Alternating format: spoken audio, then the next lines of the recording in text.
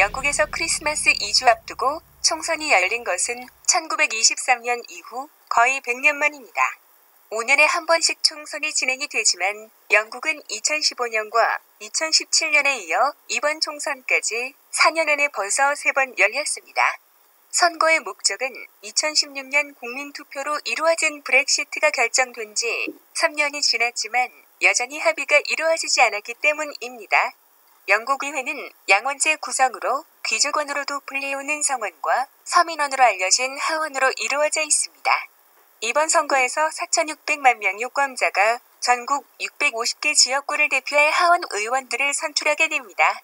12월 12일 아침 7시부터 저녁 10시까지 투표를 할 수 있으며 투표 마감된 밤부터 다음 날까지 투표 결과가 공개됩니다.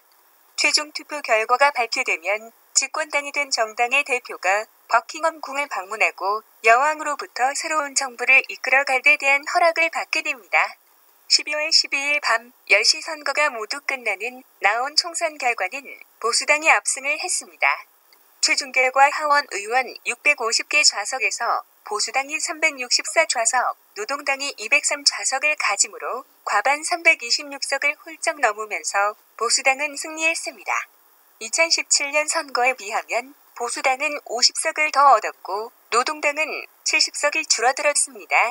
이번 선거에서 스코틀랜드 당이 2017년 대비 20석이 추가되면서 55석을 가지므로 제3당 지위를 가지게 됩니다. 1980년대 이후 최대 승리를 거둔 보수당의 보리스 존슨 총리는 영국 정계의 대표적인 셀럽 정치인으로 꼽힙니다.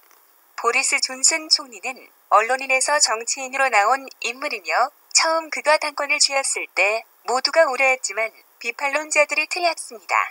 보리스 존슨 총리가 이끄는 보수당이 승리함으로써 브렉시트에 대한 합의안은 물론 주요 정책을 담은 입법안들이 하원에서 통과시킬 수 있게 되었습니다.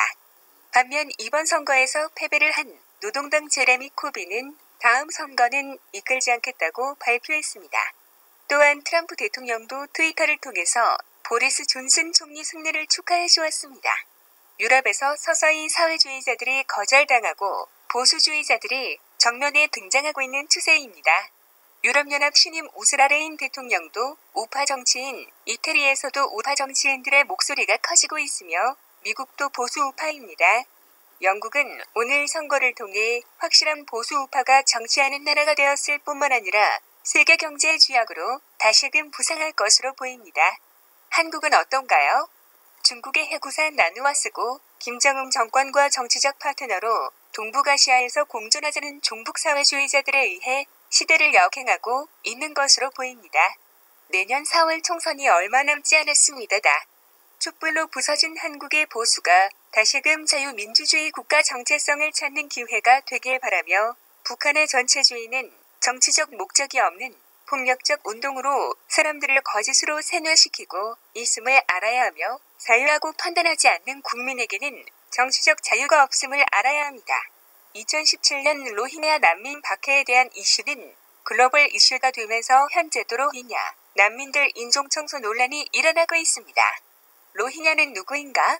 로힝야족은 미얀마 서부의 소수민족이며 그들은 미얀마 공용어인 버마어 대신 고유 언어를 쓰며 불교가 아닌 이슬람교를 믿는 사람들입니다.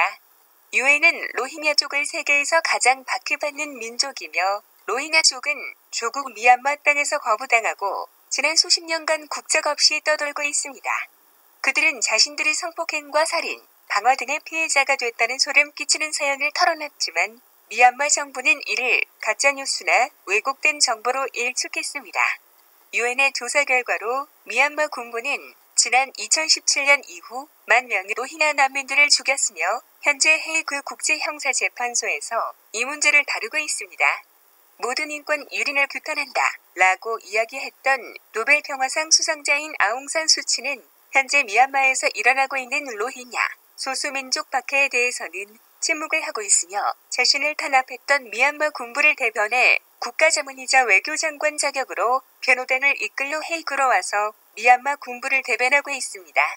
헤이그에서는 그를 규탄하는 집회와 옹호하는 집회가 함께 열리기도 했는데요. 아웅산 수치는 미얀마 군부에 의해서 15년간 가택연금이 되었으며 그때에는 미얀마 군부에 맞서 싸우면서 미얀마의 민주주의에 크게 기여한 투사이기도 했습니다.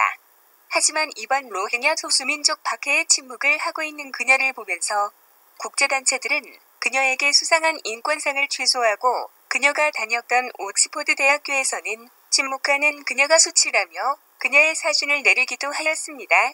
정치적 목표를 달성하기 위해 눈앞에서 일어나고 있는 인권 유린에 대해 침묵을 하는 것은 옳지 않은 행동이며 이 문제는 현재 북한과의 비핵화가 먼저이라며 북한 인권 유린에 대해 외면하는 것과 같으며 미국도 미얀마 로힝야 탄압을 심각한 인권 탄압으로 규정하기도 했습니다.